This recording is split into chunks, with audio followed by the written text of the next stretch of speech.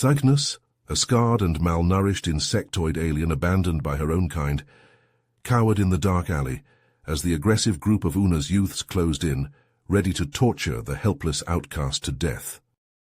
On the distant world of Kepler 438b, a lone human named Daniel Bailey lived among the dominant insectoid Una's species in the sprawling capital of Zikhtar. The gruff ex-soldier worked tirelessly as a mechanic in the alien city. As he walked home after another grueling shift, Daniel's keen ears picked up a disturbance nearby. Venturing into the alley to investigate, the human discovered a gang of Una's delinquents viciously attacking a weakened female of their own kind. The ringleader, Zorak, stabbed his sharp, spiny appendage into Cygnus's carapace, drawing pained shrieks. Without thinking twice, Daniel leapt into action, placing himself between predator and prey. "What the fuck do you think you're doing?" Daniel roared. His imposing frame and booming voice sent the cowardly youths scattering. As they fled, he turned his attention to the battered female trembling against the wall. She recoiled weakly, unsure if this strange, soft-skinned being was friend or foe. "Hey, easy there," Daniel said gently, extending an open hand. "You're safe now. My name's Daniel. Let me help you." After a tense moment, Cygnus hesitantly reached out and allowed herself to be helped to her feet. In halting English, the outcast alien relayed her tragic circumstances. Born malformed and unable to fulfill her assigned caste duties, Cygnus had been shunned and exiled by her hive to live or die alone. In the harsh Unas culture that prized conformity and strength, she had no place. An old pain echoed in Daniel's eyes as he listened, no stranger to isolation himself. In that moment he resolved that Cygnus would never face the cruel world alone again. But Daniel knew all too well the risks of sheltering a reviled deviant in an unforgiving alien society. By taking this abandoned girl under his wing, the human had painted a target on both their backs. They would need all his training and cunning to survive the inevitable blowback. The journey before them would push human and alien alike to their limits. Yet the alternative, abandoning Cygnus to a short, brutal life in the shadows, was unthinkable. Daniel guided the weakened Cygnus through the winding streets of Zikhtar, supporting her weight as they made their way to his home on the outskirts. The small apartment was cluttered with mechanical parts and tools, evidence of his tireless work ethic. He cleared a space on the worn couch for Cygnus to rest. "Let's get you patched up," Daniel said, retrieving a first aid kit. As he tended to her wounds, applying salves and bandages to her cracked carapace, Cygnus began to relax. The human's gentle touch and kind eyes were unlike anything she had experienced in the unforgiving hive. Over a meal of nutrient paste and water, Cygnus shared her story. "I was born into the worker caste, meant to tend the fungi farms from birth to death," she explained, her mandibles clicking softly. "But I was different. I asked too many questions, cared too much about the world beyond my assigned tasks. When the overseers discovered my deviance, they cast me out, left me to die." Daniel nodded, his own past echoing in her words. "I know what it's like to not fit in, to be seen as a problem," he said. "But you're not alone anymore. I'll help you find your place in this world, outside the hive." In the days that followed, Daniel taught Cygnus the skills she would need to survive. He showed her how to forage for edible fungi in the dank tunnels beneath the city, how to navigate the twisting streets and avoid the dangerous gangs that prowled them. As they explored together, Daniel was struck by Cygnus's quick mind and unique perspective. She saw beauty and possibility where others saw only darkness and decay. "You're not just a cast-off," Daniel told her one evening as they watched the twin moons rise over the city. "You have the power to change things, to show your people a different way of living." But their growing bond did not go unnoticed. Zorak, the vicious youth who had tormented Cygnus, saw her friendship with the human as a threat to the natural order. He whispered poisonous words in the ears of the hive's elders, stirring up fear and resentment. "The human is corrupting our ways," Zorak hissed. "He shelters a deviant, a weakness that will spread like a disease if left unchecked. We must act before it's too late." With tensions simmering in Zikhtar, Daniel knew he needed to get Cygnus away from the city for a while. He packed a bag with supplies and led her out into the dense, bioluminescent forests that blanketed much of Kepler 438b's surface. As they hiked through the ethereal landscape, Daniel pointed out the various flora and fauna he had encountered during his time on the planet. "See those glowing blue mushrooms?" he said, gesturing to a cluster of fungi at the base of a towering tree. "They're a delicacy among the Una's elite, and those iridescent beetles scurrying up the bark. Their shells are used to make dyes for the hive's ceremonial garments." Cygnus marveled at the beauty and complexity of the ecosystem, so different from the sterile, regimented world of the hive. As they ventured deeper into the forest, the pair stumbled upon a hidden marvel, an ancient ruins, clearly not of Una's origin. The structure was carved from a strange, shimmering stone that seemed to absorb and reflect the bioluminescent light. Intricate patterns and glyphs covered its surface, hinting at a long-forgotten language and advanced technology. "I've never seen anything like this," Daniel muttered as they approached the ruins. "The Unas have no record of any civilization before their own." Cygnus ran her slender fingers over the carvings, her compound eyes widening with wonder. "It's beautiful," she whispered, "and so alien." As they explored the ruins, Daniel noticed a small pulsing light emanating from a recessed panel. Curiosity getting the better of him, he pressed his hand against it. Suddenly, the chamber hummed to life, and a holographic figure materialized before them. The figure, vaguely humanoid but with elongated limbs and a bulbous head, spoke in a language that Daniel's translator could only partially decipher. The message seemed urgent, a warning of a great cataclysm that had befallen the planet's previous inhabitants. As the hologram flickered, it displayed a star map with a specific location highlighted on Kepler 438b's surface. Daniel's heart raced with excitement and trepidation. "I think it's trying to tell us something," he said, studying the map. "Maybe there are answers out there, clues to what happened to this civilization." Cygnus nodded, her antennae twitching with anticipation. "We have to follow it," she said. "This could change everything."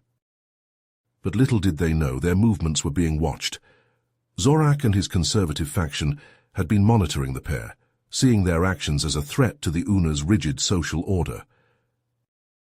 As Daniel and Cygnus set out to follow the star map's coordinates, Zorak gathered his followers.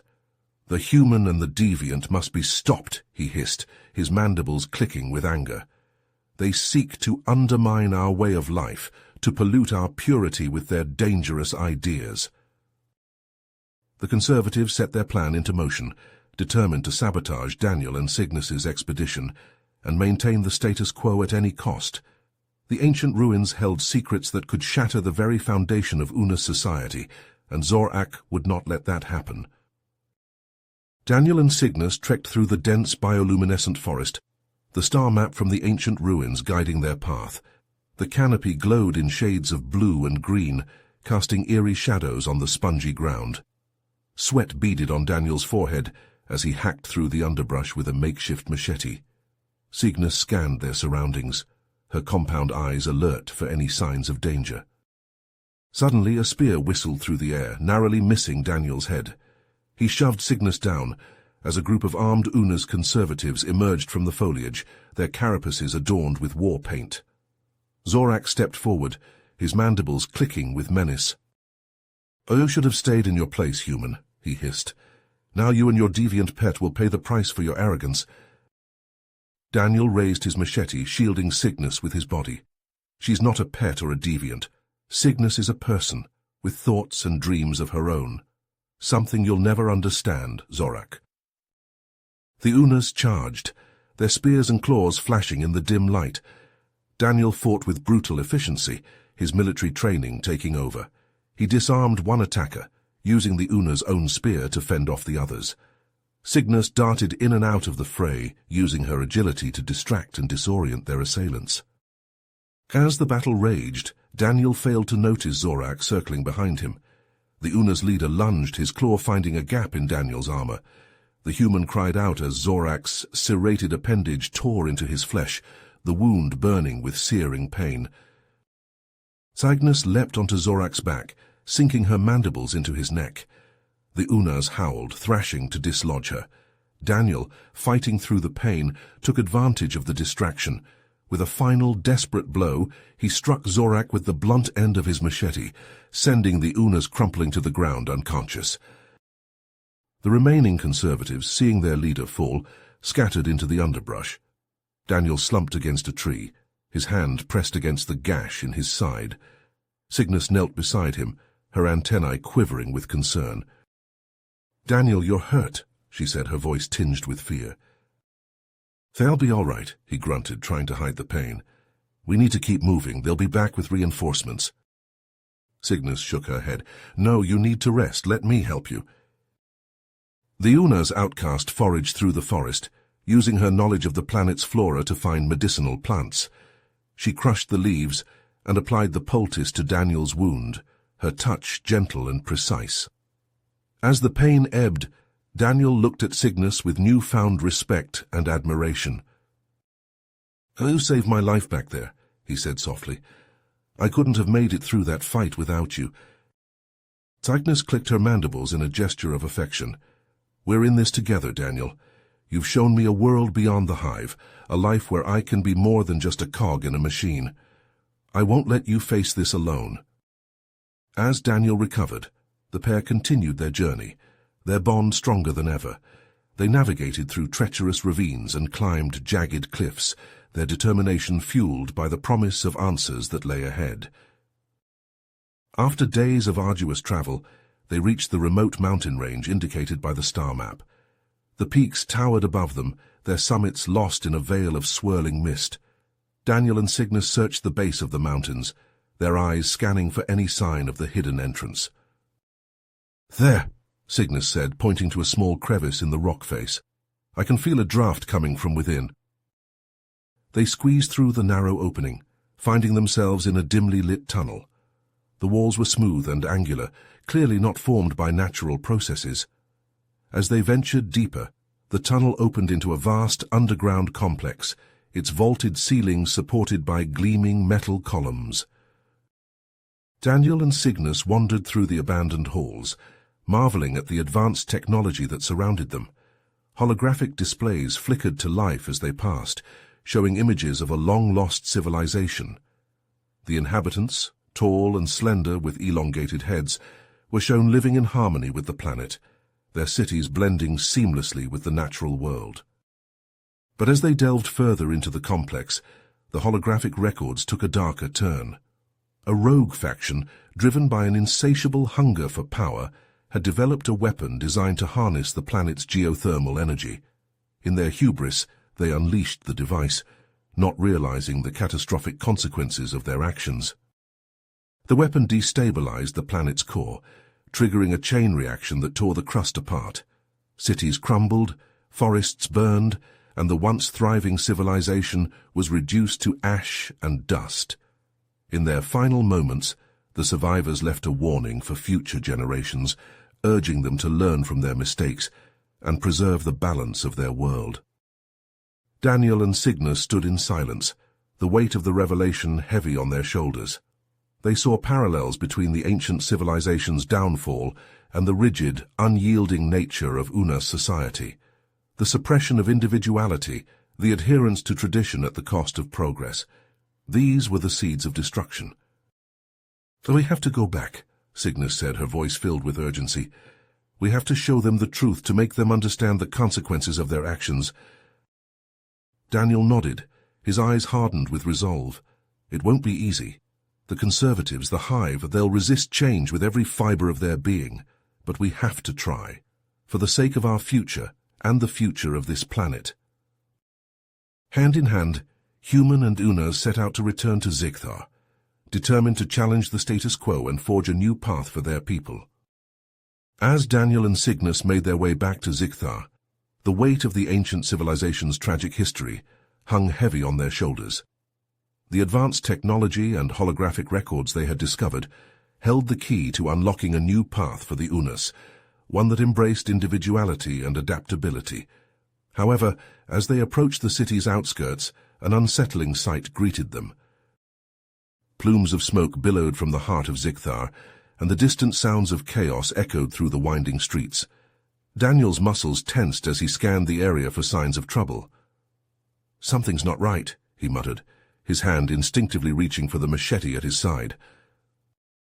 As they ventured deeper into the city, the true extent of the turmoil became apparent.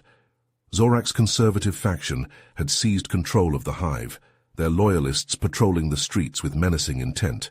Holographic projections flickered to life on every corner, depicting Daniel and Cygnus as traitors and heretics who sought to undermine the Una's way of life. "We need to find shelter," Cygnus whispered urgently, her antennae twitching with unease. "If they catch us, they'll kill us both." Daniel nodded grimly, leading Cygnus through a maze of narrow alleys and abandoned tunnels. They eventually found refuge in a small, hidden chamber where a group of sympathetic Unas had gathered. These individuals, drawn from various castes and backgrounds, had long harbored doubts about the rigid strictures of their society. "We've been waiting for you," a young male named Ziktar said, his compound eyes glinting in the dim light. "The knowledge you bring from the ancient ruins could change everything." Over the next several days, Daniel and Cygnus worked tirelessly with their allies to spread the truth about the ancient civilization and the dangers of the Una's unyielding adherence to tradition. They met in secret, sharing the holographic records and discussing ways to introduce new ideas into the hive. However, progress was slow, and resistance from Zorak's faction was fierce. Whispers of dissent began to spread through the city, and tensions reached a breaking point. In a bold move, Zorak declared Daniel and Cygnus enemies of the state and called for their immediate capture and execution.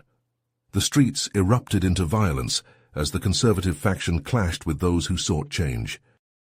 Amidst the chaos, Daniel and Cygnus, along with their loyal supporters, made a final stand in the heart of Ziktar.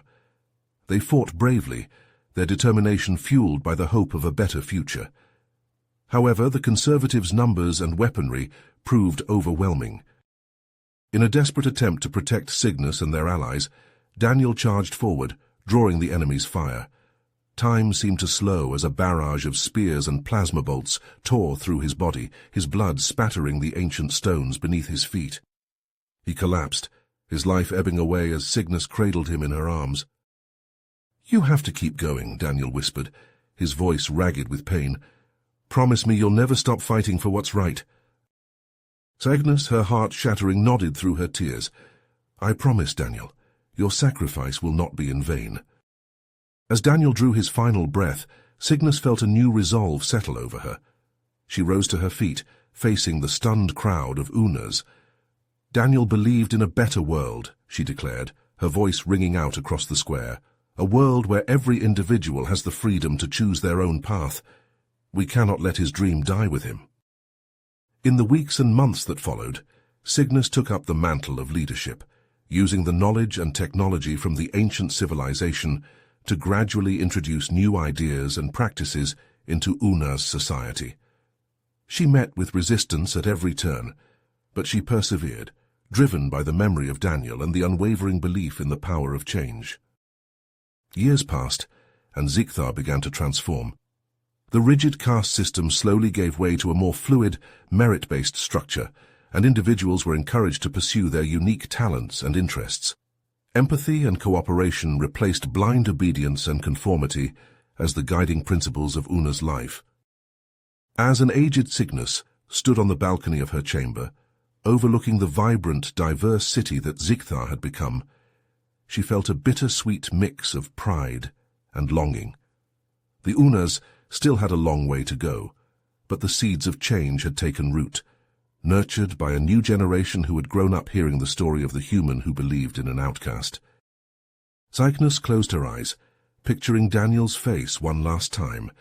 She knew that his legacy would endure, not just in her memories, but in the hearts and minds of all those who strived for a better world. With a soft click of her mandibles, Cygnus turned back inside, ready to face the challenges of the day. The fight for progress was far from over, but with Daniel's spirit guiding her, she knew that anything was possible. You have reached the end of the story. If you enjoyed this story and want to support us, please leave a like and subscribe to our channel, And for every comment that says 88, I will heart every single one of them. Thank you for your time.